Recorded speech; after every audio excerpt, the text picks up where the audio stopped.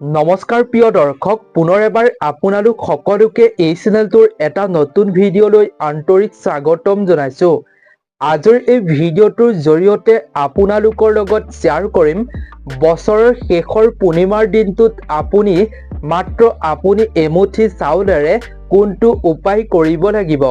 যদি আপুনি বছৰৰ শেষ পূৰ্ণিমাৰ দিনা এটা মাত্ৰ ঘৰতে উপায় কৰিব পাৰে, তেতিয়া আপুনি আগন্তুক নৱবৰ্ষটোত মা লক্ষ্মীৰ কৃপা দৃষ্টি লাভ কৰিবৰ বাবে সক্ষম হ'ব পাৰিব। মাজত মাথো আৰু দুটামান দিন। বছৰৰ শেষটো পূৰ্ণিমা আঘোণ মাহৰ 29 তাৰিখ দেওবাৰে পৰিছে। এই দিনটোত আপুনি ৰাতি বা দিনত আপুনি এই উপায়টো যদি কৰি ৰাখিব পাৰে, তেতিয়া আপুনি বিশ্বাস কৰক, আপোনাৰ ঘৰখনত যি সমস্যা আছে ধনৰ, সেই সমস্যা আপুনি সকাহ পাব পাৰিব। সেই সমস্যাৰ পৰা মুক্ত হ'ব পাৰিব আগন্তুক নতুন বছৰটোত। সেইবাবে আপুনি ভিডিঅ'টো শেষলৈকে চাওক আৰু কোনটো উপায় আপুনি বছৰৰ শেষ পূৰ্ণিমাৰ দিনা দেওবাৰে 29 আঘোণৰ তাৰিখে কৰিব লাগিব, আপুনি জানি লোৱাটো জৰুৰী। গতিকে আপুনি ভিডিঅ'টো আধৰুৱা নকৰাকৈ শেষলৈকে খুব ধ্যান দি চাই থাকিব। তাৰ আগতে আপুনি মা লক্ষ্মীৰ নাম কমেণ্ট ছেকশ্যনলৈ গৈ আপুনি ভক্তি মনেৰে স্মৰণ কৰিব, যাতে আগন্তুক বছৰটোত মা লক্ষ্মীৰ আপুনি কৃপা লাভ কৰিব পাৰে। আপোনাৰ ঘৰখনত আপোনাৰ হাতত যাতে ধন সম্পত্তিৰ কোনোদিনেই খালী নহয়। এই উপায়টো পূৰ্ণিমাৰ দিনা যদি আপুনি কৰিব পাৰে, তেতিয়াতো অত্যন্ত ভাল। কাৰণ এইবাৰ বছৰৰ শেষটো পূৰ্ণিমা দেওবাৰে পৰিছে। বছৰৰ শেষটো পূৰ্ণিমাত আপুনি এই উপায়টো কৰিব পাৰিলে আপুনি আগন্তুক বছৰটোত নিশ্চিতভাৱে ভাল ফল পাবলৈ সক্ষম হ'ব পাৰিব। মা লক্ষ্মীয়ে আপোনাক দুহাত মেলি কৃপা প্ৰদান কৰিব।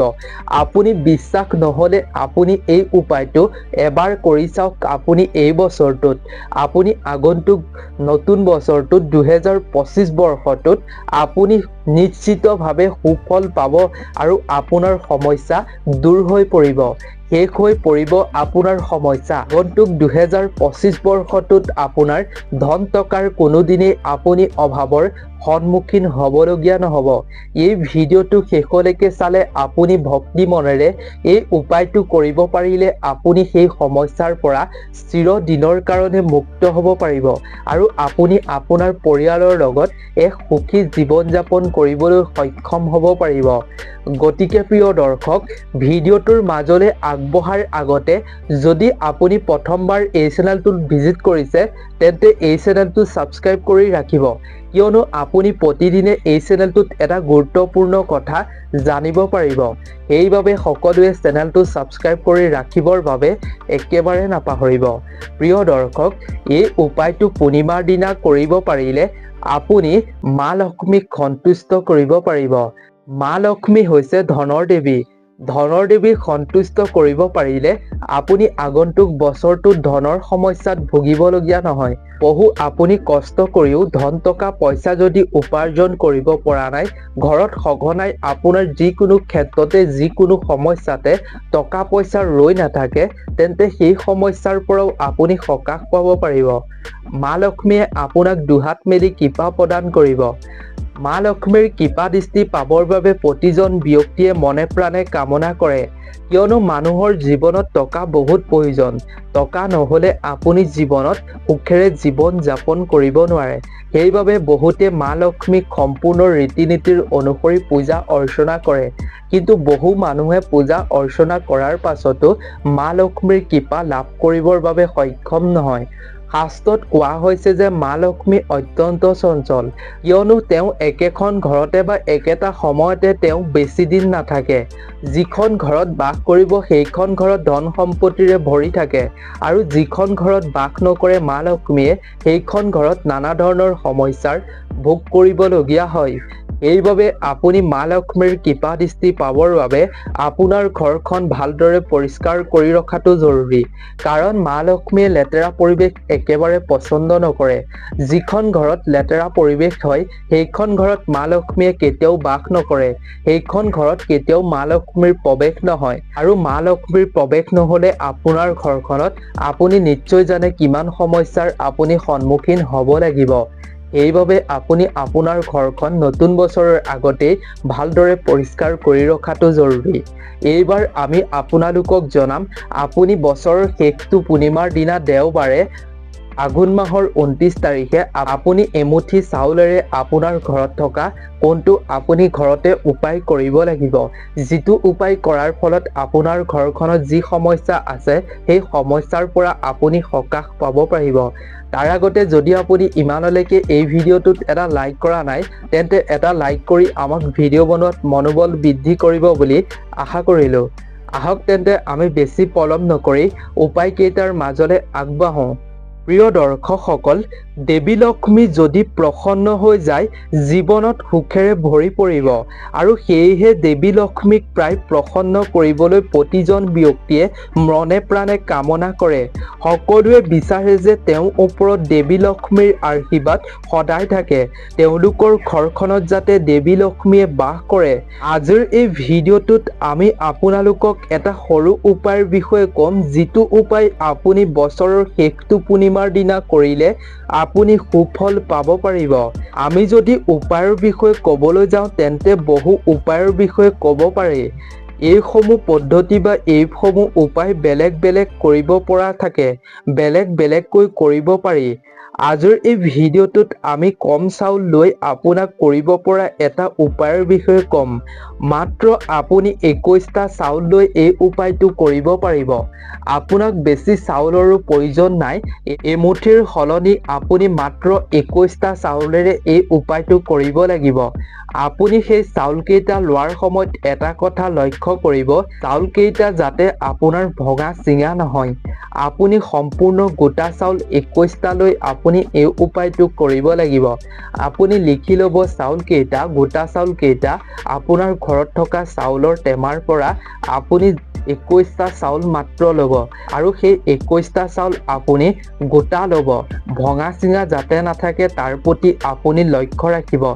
উপায়টোৰ বিষয়ে কোৱাৰ আগতে আপোনাক আৰু এটা কথা কওঁ, আপুনি এই উপায়টো ভক্তিভাৱেৰে কৰিব লাগিব, তেতিয়াহে আপুনি সুফল পাব পাৰিব আগন্তুক বছৰটোত।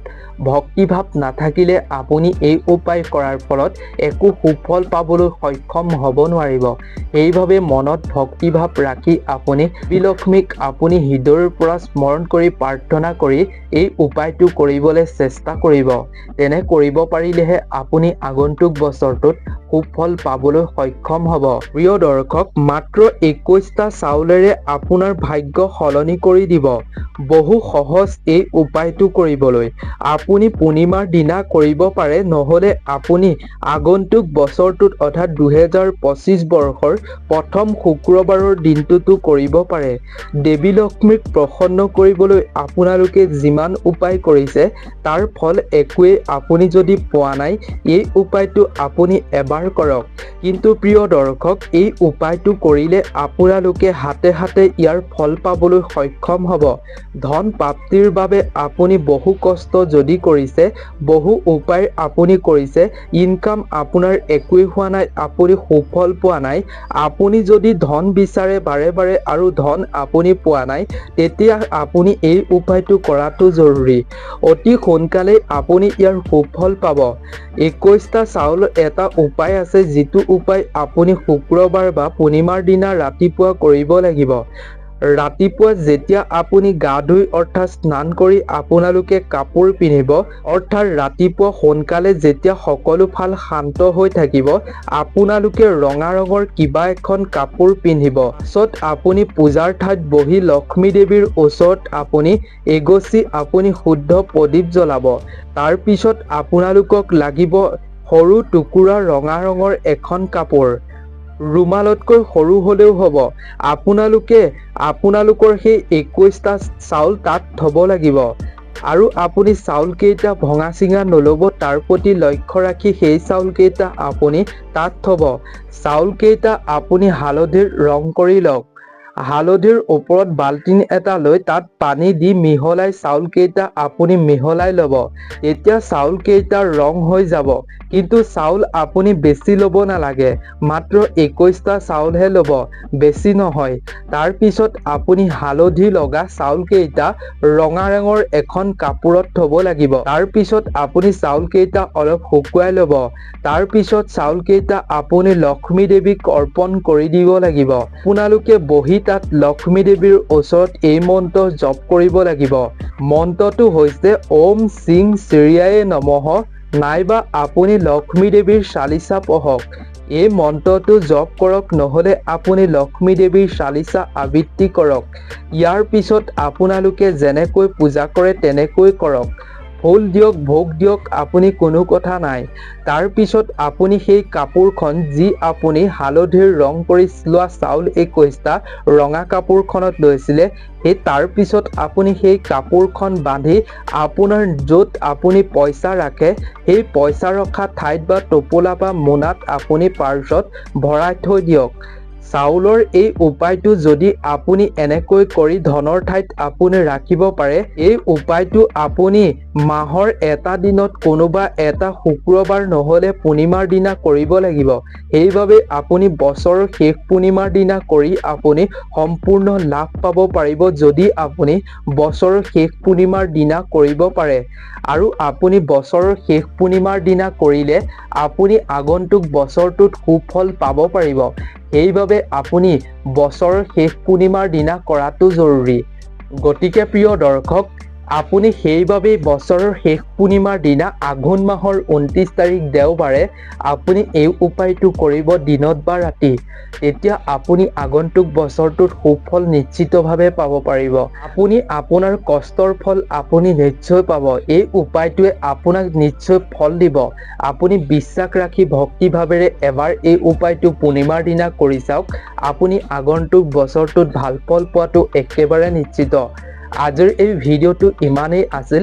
যদিহে আপুনি আজিৰ এই ভিডিঅ'টোৰ পৰা কিবা এটা শিকিব পাৰিলে, কিবা এটা আপুনি ফল পাম বুলি ভাবিছে, তেন্তে আপোনাৰ বন্ধুবৰ্গ আত্মীয় স্বজনৰ লগতো যিমান পাৰে শ্বেয়াৰ কৰিব, যে তেওঁলোকেও বছৰৰ শেষ পূৰ্ণিমাৰ দিনা কৰিব পাৰে এই উপায়টো চাউলেৰে, যাতে তেওঁলোকে আগন্তুক বছৰটোত সুফল পাব পাৰে, মা লক্ষ্মীৰ কৃপা লাভ কৰিব পাৰে। সেইবাবে সকলোৰে লগত যিমান পাৰে শ্বেয়াৰ কৰিব। আজিৰ এই ভিডিঅ'টো ইমানেই আছিল। নতুন এটা ভিডিঅ'ৰ লগত সকলোকে পুনৰ এবাৰ লগ পাম। আপোনালোক ভালে থাকক, সুস্থ থাকক, তাৰেই আমিও কামনা কৰিলোঁ। গতিকে আজিৰ এই ভিডিঅ'টোৰ পৰা বিদায় লৈছোঁ। নতুন এটা ভিডিঅ'ত লগ পাম। ধন্যবাদ।